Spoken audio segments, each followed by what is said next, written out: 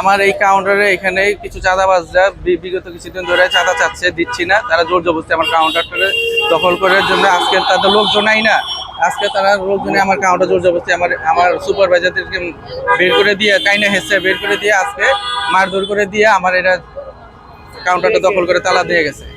দারুসালাম থানা ছাত্র দলের আহ্বায়ক ইকবাল হোসেন দীপু, ছাত্র দলের পিয়াস, আসিফ আর শ্রমিক দলের পারভেজ।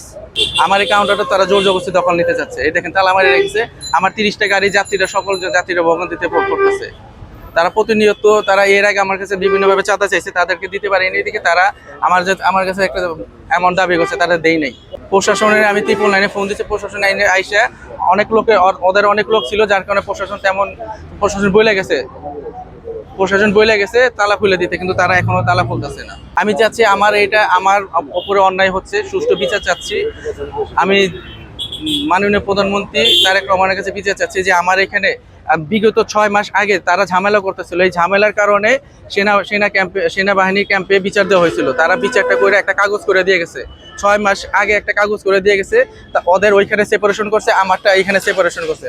ওরা জোর জবরদস্তি নির্বাচনের পরেই ওরা পাওয়ার দেখায়, নির্বাচনের পরে ওরা এখানে আমার কাউন্টার জোর জবরদস্তি দখল করার জন্য আজকে লোকজন নিয়ে এসে মাঝখানে আমার ব্যানার ট্যানার ছিঁড়ে গেছে।